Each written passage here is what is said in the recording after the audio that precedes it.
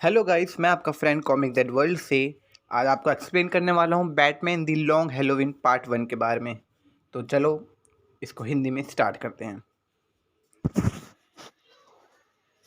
Film की शुरुआत होती है गौतम सिटी के बहुत ही खूबसूरत व्यू से। यहाँ पे रात हो रही है एंड हम देखते हैं कि ब्रूस वेन की मीटिंग चल रही है कारमाइन फैल्कोनी के साथ। यहीं पे ये भी मालूम होता है कि कारमाइन फैल्कोनी और ब्रूस वेन के खानदान के आपस में पहले काफ़ी खूबसूरत रिश्ते थे, पर थॉमस वेन के जाने के बाद वो रिश्ते बनते बिगड़ते रहे और फिलहाल ब्रूस वेन का कुछ भी नाता नहीं है कारमाइन फैल्कोनी के साथ। बस उसके पिता और कारमाइन फैल्कोनी के पिता दोस्त थे, इसलिए बस उनकी दोस्ती के लिए ब्रूस वेन कारमाइन फैल्कोनी से मिलने के लिए चला गया है, वरना ब्रूस वेन का ऐसा कुछ खास मन नहीं था कारमाइन फैल्कोनी से मिलने का।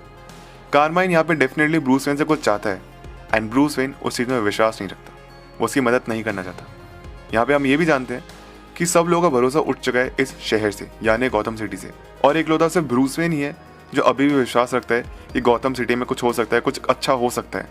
बस हमको यहाँ की उम्मीद नहीं टूटने देनी चाहिए। अब होती है यहाँ से फिल्म की शुरुआत। यहाँ पे हम देखते हैं कि ओपनिंग क्रेडिट से जस्ट पहले मरोनी एक रेस्टोरेंट है जहाँ पे बहुत सारी गोलियाँ चलती हैं, वहाँ पे हमला होता है और फिर शुरुआत होती है ओपनिंग क्रेडिट्स की। जो ओपनिंग क्रेडिट्स का जो म्यूज़िक है काफ़ी ज़्यादा हॉन्टिंग है, काफ़ी सूदिंग एंड काम है, बहुत ही खूबसूरत म्यूज़िक है। ऐसा लग रहा है कि आप सच में गौतम सिटी की फील ले पा रहे हैं। फिर यहाँ पे बैक टू बैक बहुत सारे ओपनिंग क्रेडिट सीन में कुछ सीन देखते हैं।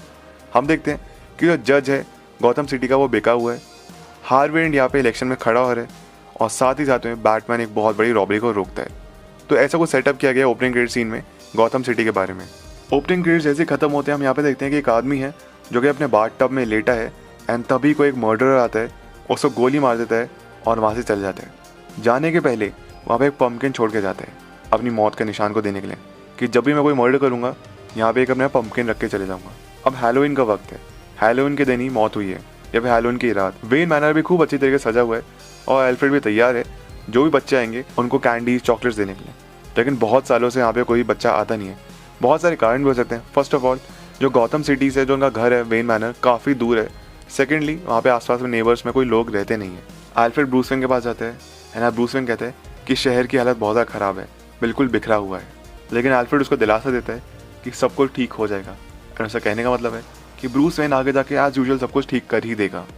आगे हम देखते हैं कि कैप्टन गॉर्डन भी अपने घर पे है जहाँ पे उसके बच्चे जेम्स और बाबरा गॉर्डन खेल रहे हैं और वो वेट कर रहे हैं कि उनके डैड यानी कैप्टन गॉर्डन उनको अपने साथ गाड़ी में ट्रिक और ट्रीट कराने के लिए लेके जाएंगे, उनको घुमाने के लिए लेके जाएंगे।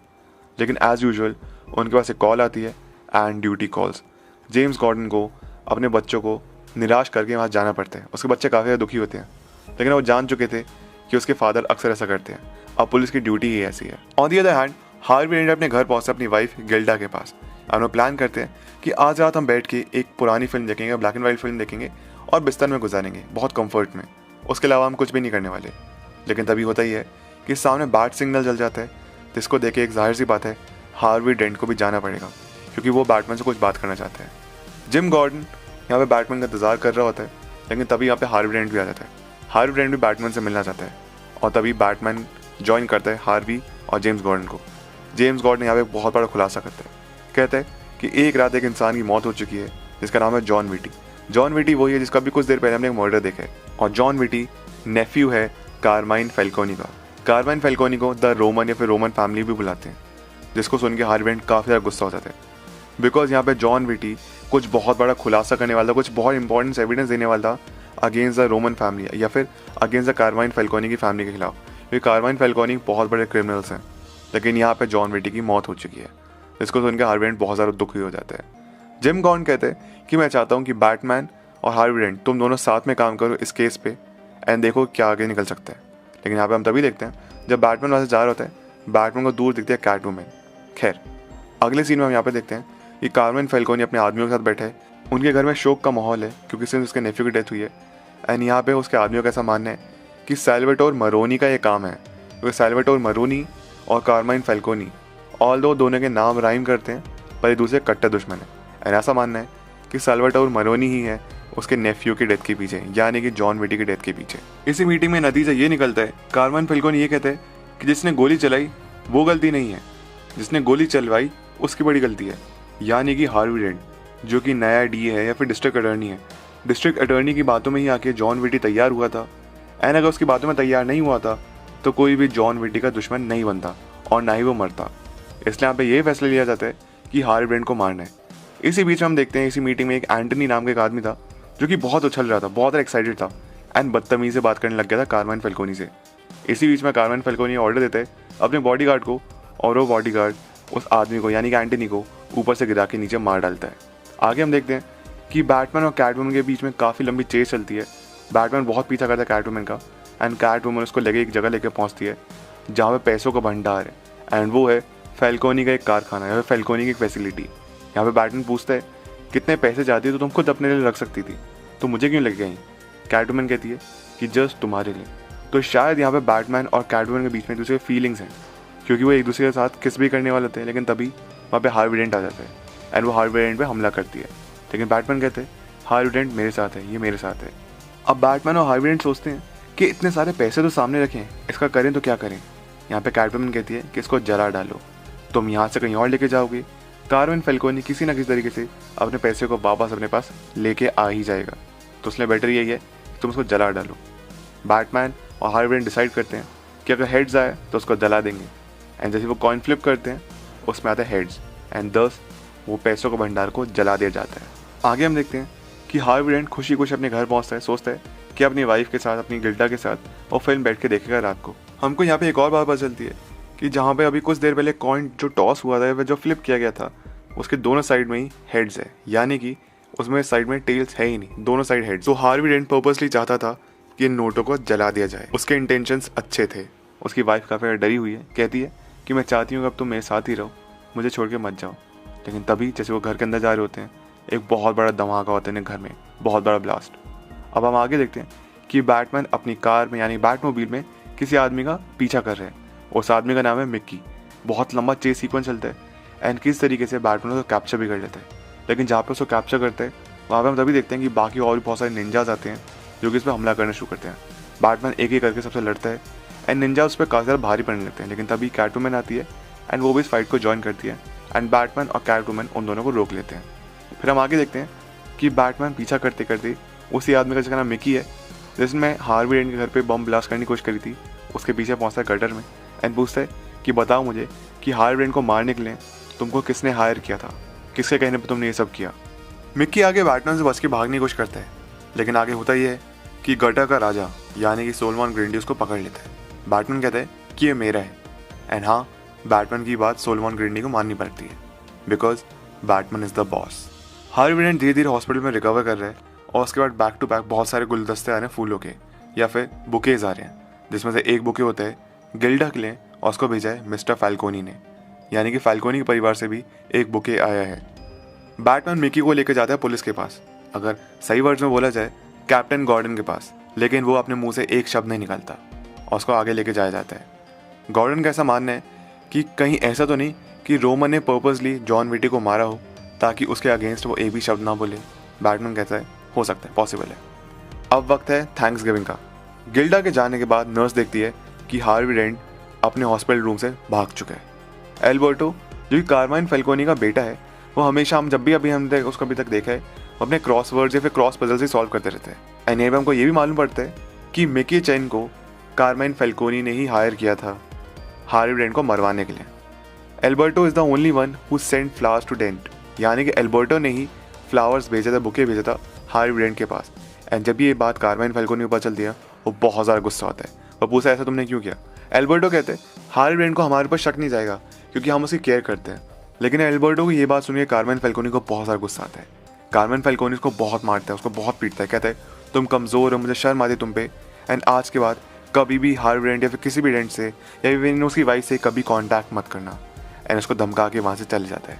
एल्बर्टो उसका एक कमज़ोर बेटा है जिसके ऊपर कारमाइन फैल्कोनी को बहुत ज़्यादा शर्म आती है कि ये किसी काम का नहीं है। गॉर्डन रास्ते से गुजर रहा होता है और वो देखता है हार्वी डेंट को। हार्वी डेंट के पास वो जाता है, कहता है ये ज्ञान अपनी सेफ्टी के लिए रख लो क्योंकि हो सकता है कि फैल्कोनी के परिवार या फिर फैल्कोनी के और भी आदमी तुमको मारने के लिए हैं, तो इसलिए अपने पास एक गन रखो। थैंक्स गिविंग का दिन है, सब लोग यहाँ पे सेलिब्रेट कर रहे हैं। सलीना कायल भी ब्रूस वेन के घर पे पहुंची हुई है डिनर के लिए। कारमाइन फैल्कोनी का पूरा परिवार सेलिब्रेट कर रहा है। मिकी चेन जेल से बाहर है, अपनी गैंग के साथ वो भी थैंक्स गिविंग सेलिब्रेट कर रहे हैं। ऑन दी अदर हैंड जो किलर है जैसे जॉन विटी को मारा था, अब उसका नया शिकार आने वाला है। किलर तैयार करता है अपने आप को एंड पहुंचता है मिकी चेन की गैंग के पास और सबको एक एक करके मार डालता है थैंक्सगिविंग पे। ये जो किलर है सिर्फ छुट्टियों पे या कुछ खास दिनों पे ही मारते हैं। जैसे अभी हैलोवीन हो गया, अब थैंक्सगिविंग हो गया, अब आ चुकी है बात 24 दिसंबर की, 24 दिसंबर, मतलब नेक्स्ट डे है क्रिसमस। और जाहिर सी बात है कोई मरने वाला है। आर्खम असाइलम में गॉर्डन और बैटमैन पहुंचते हैं और मिलते हैं कैलेंडर मैन से। कैलेंडर मैन कहता है कि हो सकता है कारमाइन फैल्कोनी मर्डरर हो, उसने जॉन विटी को मरवाया, उसने ही हार्वी डेंट को मरवाने की कोशिश करी, या फिर हो सकता है सैल्वेटोर मरोनी है जो कारमाइन फैल्कोनी का दुश्मन है, या फिर हार्वी डेंट हिमसेल्फ, वो एक डबल जिंदगी जी रहा है, वही किलर है और उसने ही जॉन विटी को मारा और उसने अपने घर पे ब्लास्ट करवाने की कोशिश करी। तो कुछ भी पॉसिबल है। लेकिन यहाँ पे कैलेंडर मैन एक हिंट देते हैं जोकर की तरफ। बैटमैन डरता है, बैटमैन तुरंत भाग के पहुंचता जोकर की सेल की तरफ एंड देखता है कि जोकर वहाँ पे मौजूद नहीं है। एंड नेक्स्ट टारगेट है हार्वी डेंट। क्वाइट पॉसिबल कि जोकर हार्वी डेंट के पीछे हार्वी डेंट को मारने वाला है। बैटमैन वहाँ से भागता है। आगे हम ये देखते हैं कि जोकर अब हार्वी डेंट के घर पे पहुंच चुके हैं। वो हार्वी डेंट पे हमला करना शुरू करता है, उस पर गोलियां चलाना शुरू करता है। एंड जोकर के पास एक ऐसी बंदूक मौजूद है जिसकी बैरल पे एक निप्पल लगा हुआ है। वो जो बेबीज जो मिल्क की बॉटल होती है उसके ऊपर निप्पल लगा होता है, कुछ वैसी निप्पल बॉटल। एंड वैसे ही निप्पल मिस्टर हॉलीडे किलर भी अब तक इस्तेमाल करते आ रहा है अपनी बंदूक पे। ये बेसिकली एक साइलेंसर काम करता है। यहाँ पे जब जोकर को पता चलता है कि Harvey Dent is not the mister holiday killer, यानी कि वो सीरियल किलर नहीं है, तो जोकर बस ये कहता है कि मैं यहाँ पे ये जानने के लिए आया था कि क्या तुम तो हार्वी डेंट वही मिस्टर हॉलीडे किलर नहीं हो। मेरा बस पर्पज़ यही है कि मैं चाहता हूँ कि पूरे शहर में बस एक ही पागल इंसान होना चाहिए, एक ही इंसान का रुतबा होना चाहिए शहर में। बेसिकली जोकर बहुत पॉजिटिव है, वो नहीं चाहता कि किसी और को अटेंशन मिले जो कि जोकर डिजर्व करता है, इसलिए वो यहाँ पे लोगों को मारने के लिए आया था। अब अगला शिकार है उसका मरोनी। बैटमैन पहुंचा मरोनी के पास, लेकिन यहाँ पे मरोनी को छोड़ के बाकी सबको वो मार चुका है। मरोनी कहता है वही सेम बात कि मे बी वो इकलौता पूरे शहर में पागल इंसान रहना चाहता है, इसलिए वो नहीं चाहता कि उसकी जगह कोई और ले या फिर किसी और को अटेंशन मिले। अब जोकर पहुंचता है कारमाइन फैल्कोनी के पास और वो कारमाइन फैल्कोनी से ये कहता है कि डोंट वरी, मैं तुमको मारने के लिए नहीं आया हूँ, बस मैं ये चाहता हूँ कि अगर तुम्हें कुछ भी इन्फॉर्मेशन मिलती है मिस्टर हॉलीडे किलर के बारे में कि वो कौन है वो सीरियल किलर, ये बात जाके मुझे ज़रूर बता देना। एंड ऐसा कहकर वो चल जाता है। जब जोकर वहाँ से निकल रहा होता है तो वही कारमाइन फैल्कोनी का जो बहुत ही एक लॉयल बॉडीगार्ड था वो पीछा करता है जोकर का, उसके ऊपर हमला करने की कोशिश करता है, लेकिन जोकर वहाँ से भाग जाता है। जैसे बॉडीगार्ड बाहर निकलता है वो देखता है कि उसके पीछे वही मिस्टर हॉलीडे किलर है एंड वो इसकी बंदूक पे वही वैसे एक निप्पल लगा हुआ है एंड उसके जरूर उसको गोली मार देता है। एंड अब बॉडीगार्ड भी मर चुका है और इस बार mister holiday killer dead body के पास एक क्रिसमस स्नो ग्लोब छोड़ के गया है, अपने एक सिंबल की तरह, जैसे उसने एक बार पंपकिन छोड़ा था। आगे हम ये देखते हैं कि ब्रूस वेन अपने बैट केव में है एंड यहाँ पे कोशिश कर रहा है ढूंढने की कि कौन हो सकता है मिस्टर हॉलीडे किलर, किस किस पे उस पर शक है। एक इंसान को जिस पर वो शक करता है उसकी ना उसके पास कोई इन्फॉर्मेशन ना कोई तस्वीर, एंड शायद पॉसिबल है कि यही है मिस्टर हॉलीडे किलर। एल्फ्रेड बताता है कि उसके फंक्शन अटेंड करने एक यॉट पे जहाँ पे सलीना काइल भी होगी। जब फंक्शन शुरू होता है तो कारमाइन फैल्कोनी यहाँ पे अपने बेटे एल्बर्टो की जगह या फिर उसको एक बेटर दर्जा देने की जगह वो दर्जा देता है ब्रूस वेन को। कहता है कि मेरा बेटा ना होते भी मेरे बेटे जैसा है। एंड ये बात सुन के एल्बर्टो को बहुत ज़्यादा गुस्सा आता है, बिकॉज एल्बर्टो को अभी तक अपने बाप का कभी अटेंशन मिला नहीं एंड वो काफ़ी ज़्यादा गुस्सा के पास चल जाता है। आगे हम ये देखते हैं कि हार्वी और गिल्डा जो है अब उन दोनों के बीच में रिश्ते अच्छे रहे नहीं हैं। दे हार्डली सी ईच अदर, वो एक दूसरे को तरह देखते भी नहीं एंड जब भी मिलते हैं हमेशा लड़ते रहते हैं क्योंकि हार्वी डेंट अब ज़्यादा टाइम नहीं दे पाता है गिल्डा को। अब हमारे जोकर भैया भी कम थोड़ना है। Joker is on his way to destroy Gotham city. अब हुआ क्या है, जोकर पहुंच गया एक एयरबेस, वहाँ से उसने एक एरोप्लेन चुरा लिया है और उस एरोप्लेन में उसने भर दिया है पॉइजनस गैस। अब न्यू ईयर्स ईव है तो यहाँ पे जोकर का प्लान ये है कि न्यू ईयर्स ईव पे गॉथम सिटी में बहुत फेमस जगह है गॉथम स्क्वायर, वहाँ पे बहुत ज़्यादा लोग इकट्ठे हुए पड़े न्यू ईयर सेलिब्रेट करने के लिए। अब वहाँ पे लोग हैं न्यू ईयर सेलिब्रेट करने के लिए, तो जाहिर सी बात है वहाँ पे काफ़ी ज़्यादा चांसेस बन जाते हैं मिस्टर हॉलीडे किलर या फिर मिस्टर हॉलीडे के होने के भी। तो उसने वो डिसाइड करता है कि मैं सभी लोगों को मार डालूंगा जिसमें मिस्टर हॉलीडे किलर या फिर मिस्टर हॉलीडे भी मारा जाएगा। एंड वो निकल पड़ता है। आगे हम ये लेते हैं यॉट पे ब्रूस वेन और सलीना काइल एक दूसरे का ब्रेकअप कर लेते हैं एंड यहाँ पे वो एक दूसरे का आइडेंटिटी जानते हैं। मतलब सलीना काइल कैटवुमन है ये ब्रूस वेन को पता है, सिमिलरली ब्रूस वेन बैटमैन है ये बात भी सलीना काइल को पता है। अब होता क्या है कि जोकर पहुंचा गॉथम सिटी, लेकिन यहाँ पे बैटमैन आता है उसको रोकने की कोशिश करता है। यहाँ पे बैटमैन पूछता है कि तुमने क्यों मारा अभी तक सब लोगों को। जोकर कहता है कि मैं हॉलीडे नहीं हूँ, मैं मिस्टर हॉलीडे किलर नहीं हूँ, इनफैक्ट मैं तो आया इसलिए हूँ कि यहाँ पे न्यू ईयर सेलिब्रेशन में जितने भी लोग गैदर हुए हैं इनमें मिस्टर हॉलीडे किलर को मैं मार डालूँ या फिर मिस्टर हॉलीडे को मार डालूँ। लेकिन जोकर यहाँ पे कहता है कि प्लीज़ मुझे मत मारना क्योंकि मैं एक बार जानना चाहता हूँ कि आफ्टर ऑल मिस्टर हॉलीडे है कौन, because we both like good puzzles. And जैसी ये बात जोकर बोलता है बैटमैन दिमाग में एक बात आती है। बैटमैन याद करते हैं कि कैसे एल्बर्टो हमेशा पजल सॉल्व करता रहता है। बैटमैन के साथ प्लेन को क्रैश करता है एंड जोकर को कैप्चर कर लेता है। यॉर्ड पे हम देखते हैं कि एल्बर्टो अकेला खड़ा है एंड वहाँ पे सलीना काइल आती है। सलीना काइल से वो बातचीत करना शुरू करता है। एल्बर्टो यहाँ पे अपना जितना भी दिल का पेन था, जितना भी दर्द था, वो सारा सलीना काइल के साथ शेयर करता है। कहता है मैं ऑक्सफोर्ड ग्रेजुएट हूँ बट मेरे पिताजी यानी कार्माइन फैल्कोनी मेरी बात नहीं सुनते। मैं इसी बीच एक लड़की से मोहब्बत करने लग गया था और अपने फादर का अप्रूवल चाहता था पर उन्होंने अप्रूव नहीं किया। इसी बीच वो सलीना काइल को किस भी करने की कोशिश करता है लेकिन सलीना काइल को पीछा कर देती है।